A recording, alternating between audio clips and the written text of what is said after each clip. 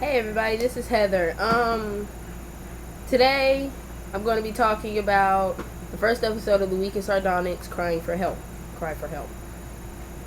Okay, so basically, if you have not watched this episode yet, which I'm assuming most of you have because it's already the end of the week, then don't watch this video. Now, okay, so this is how the episode starts off. Amethyst and Steven are watching Crying Breakfast Friends. And the TV messes up. And then we find out that Peridot was sending out a message to Yellow Diamond, who we learned about a little earlier in the series from Jasper, but not completely. Peridot calls for help. That's why the episode is called Cry for Help. And so basically they go to the communication hub that Sugilite was supposed to have destroyed. I mean, Sugilite wrecked most of it, but some of it was still left, and Peridot fixed it and sent the message.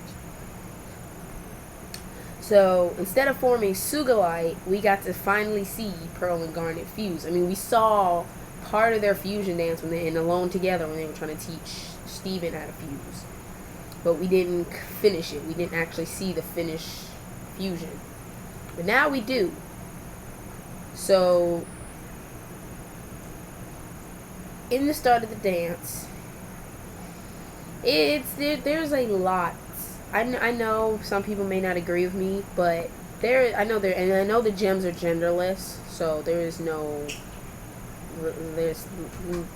genderless. So, well, basically, so what I'm thinking that dance was really sexually stimulated. There was a lot of sexual tension built in that one dance. And I know it's a kid's show and probably no one, thought that, but if you look throughout the whole show, you'll see hints of some type of secret crush thing with Pearl and Garnet. Well, mostly with Pearl, because Garnet barely shows emotion. Anyway, so basically they do their dance and they form Sardonyx, which is a brownish orange fusion with white gloves, a tuxedo, a bow tie, sunglasses, a pearl on her head, and her first set of arms have gems and the second do not, but they have full gloves like Sapphire. Now, the part that got me was when I saw Sardonyx fuse, I saw that she has a lot of orange. And I don't know where the orange came from because Garnet nor Pearl have orange clothes or anything like that. So I don't know where the orange came from. Because Ruby and Sapphire are red and blue and Garnet's purple and brown. And Pearl's skyish blue with a pale blue and yellowish orange shorts. I guess that's where the orange came from. But Sardonyx is a funny fusion. I mean, the only thing that annoys me about her is her laugh when she sounds like a straight anime character, one of those anime characters who think they're all that and they're like, the whole laugh. So basically, we learned that Sardonyx is the opposite of Sugilite. Sugilite is your strong, destructive, massive fusion, while Sardonyx is your smaller, not as big and not as destructive. She's very, as the first word she said, described herself, specific. So then they basically destroy the tower, and then when they defuse, they have like this little joyous moment. I guess fusing into Sardonyx and you defuse, it feels good because it just feels good. And Sardonyx was naturally able to defuse, like she was able to defuse without being forced, like Sugilite was. Sugilite was forced to be defused because it was together too long. Alexandrite was forced to defuse too when everybody broke concentration and started arguing. Opal had to force defuse itself, especially when Amethyst and Pearl lost concentration as well. They forced apart. got forced apart.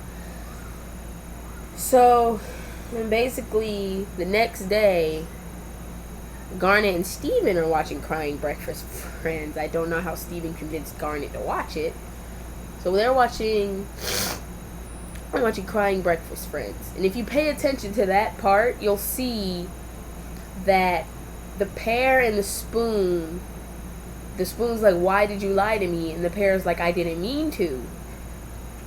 Later on in the episode, you'll see how that comes into the picture.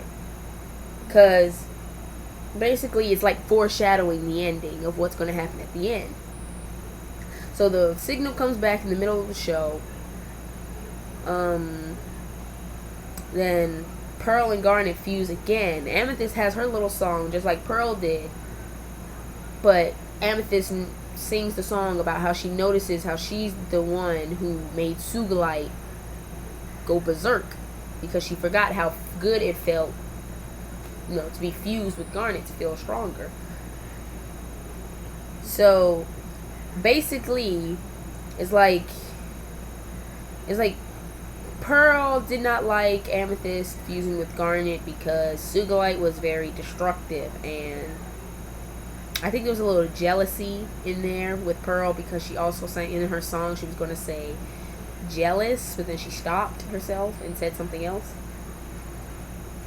And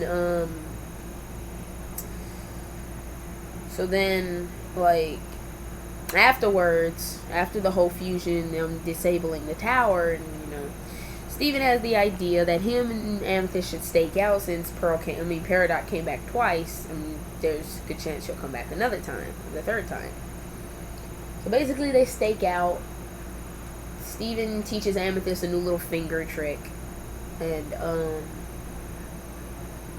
basically they see Peridot's escape pod, which is kind of weird because Garnet and them have this escape pod. So there's either another ship somewhere on Earth, or there's something wrong with that escape pod. Anyway, so Steven and them look closely, and they see that whoever's in the space pod is fixing up the tower. And then you get to the top and you see that it's not Peridot. It's someone you did not expect to see. It's Pearl. Now Pearl was only fixing the hub so that she can keep fusing with Garnet, because she got so, like, it feels so good to fuse with Garnet that she can't get enough of it. And basically that time they go back, when the signal came back the next day, Pearl and Garnet were just about to fuse when Amethyst and Steven got in the middle of it.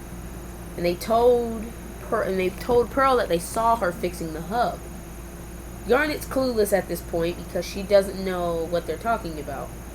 So then Pearl tells her that she just loves forming sardonyx, so she's been fixing the hub. Garnet gets mad. I mean, who wouldn't? She was forced to fuse, tricked into fusion. She got mad due to Ruby. I mean, Sapphire probably wouldn't have been as angry with Ruby. So Garnet basically said, like, Amethyst tries to side with Pearl after snitching on her and Steven. Amethyst tries to get on Pearl's side, but Garnet is like, don't defend her. It's like Peridot's out there, and like Pearl's been distracting them with silly things like this. And so basically Garnet just gets tired and mad and just straight pissed, and she fuses with Amethyst after saying Sugilite was benched. They turned into Sugilite, and with one punch destroyed the tower. Now Pearl had a little breakdown moment right then when the tower was falling, because she saw that, one, Garnet was really, really angry, the angriest she's ever seen Garnet, and two, that tower was her only chance of fusing into Sardonyx now. Now Garnet and Pearl won't fuse into Sardonyx because, well, there's no other tower to disable or anything like that, so they're not going to form Sardonyx again, and that's what kind of That's what kind of throws Pearl off balance. So afterwards, we see Amethyst and Steven watching Crying Breakfast Friends for the third time in that episode. And basically the pair's like, please forgive me. Like, the pair's crying and asking for forgiveness, and the spoon is like, of course I'll forgive you. Which is kind of foreshadowing the end of the week. Because, like, the last episode, maybe Garnet and Pearl, maybe Pearl will get forgiven by Garnet. Or something will happen and Garnet will be like, or something will happen and Garnet will forgive her. And,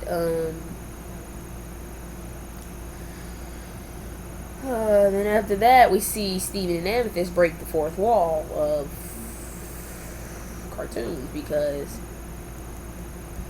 she was like, I wish stuff worked out like they did in cartoons, and Steven and Amethyst are cartoons, so it kind of broke the fourth wall in that part right there. And that was pretty much the end of the episode after Steven cuts off the TV, and poof, it's gone. So basically, it was a pretty short episode, but it was jam-packed with feelings. Like, I nearly cried when Garnet was getting mad at Pearl, because I love Pearl and Garnet. They're a great couple. And I know some people argue that Ruby and Sapphire are in a relationship, so Garnet and Pearl can't work out. But if you listen to Keeping It Together, Garnet actually says that she is not two people. She's not two gems. She's one gem. So that makes her her own gem. Like, she has her own feelings, emotions, thoughts, stuff like that. So Garnet and Pearl can work out. If Ruby and Sapphire love each other dearly, and they stay Garnet for a pretty long time, Pearl and Garnet can work. Because Ruby and Sapphire are a fusion. They love each other. Garnet is basically another completely different, total different gem created by those two. So Pearl and Garnet is acceptable. So the PearlNet shipping is real for all those people who don't think it is. And it's just... And the reason my videos are backwards is because I was supposed to be doing this video the first day of the week of Sardonyx, but my computer was acting up, so I have to do it now. But this is actually the first episode. The video I first posted is the second episode, and talking a little bit about the first, of how the second episode relates to the first. And now there's the first and second episodes are pretty emotional. And there's a lot of crying, there's a lot of anger, fear, mistrust, stuff like that. So, this is my second video of the week of Sardonyx. In a little while, I'll have up the third video of the new episode that came on Wednesday, January. Hold on. Let me find my phone.